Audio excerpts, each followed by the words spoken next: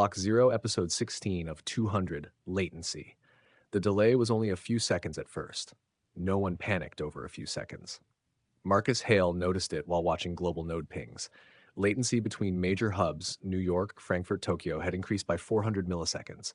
Insignificant, until it doubled, then tripled, then became inconsistent. Packets arrived before they were sent, timestamps inverted. Blocks appeared in mempools before the previous block had propagated. Time inside the network was loosening. People felt it in their bodies. A woman in Melbourne reached for a glass of water and watched her hand complete the motion before she decided to move it. A half-second gap between intention and action. A trader in Singapore clicked cancel order and saw the cancellation confirm, then watched himself click sell anyway, like the future had already arrived and was dragging him forward.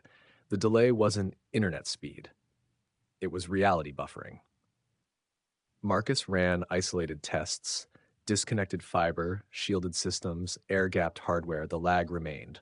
Worse, his reflections began responding late. He turned his head. The mirror version followed, just slightly behind. When he stopped moving, the reflection continued for a fraction too long. Global nodes started logging a new warning, propagation window shifting. Then, time drift exceeds consensus. Bitcoin depended on time, blocks every 10 minutes, timestamps loosely synchronized. It tolerated drift. But this was different. Blocks were arriving out of order, and the chain was accepting them. In Buenos Aires, a man live-streamed himself watching his wallet. He wanted proof the lag was real. "I'm going to tap the screen," he said. "Watch." He tapped. Nothing happened. He frowned. Then the wallet responded. Before he tapped again, the transaction sent itself. He hadn't chosen a recipient. On screen, destination block 0.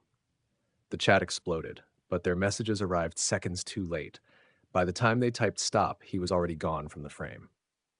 Marcus understood the horror slowly. Latency wasn't delay, it was separation. The distance between cause and effect, between choice and outcome.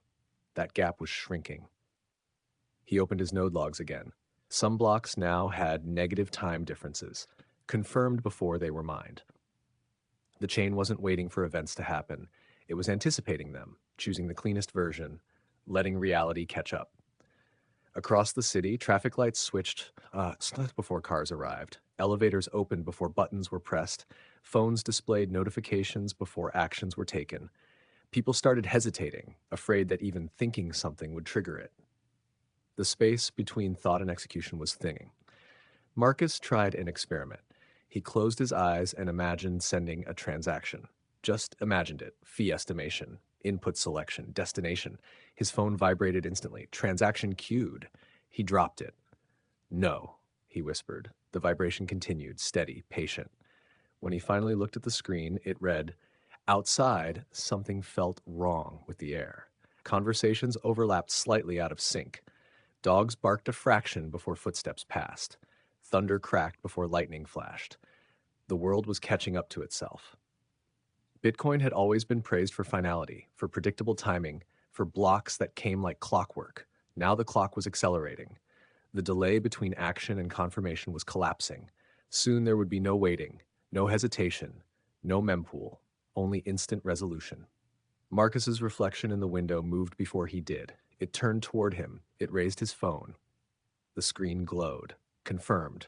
He hadn't touched it yet.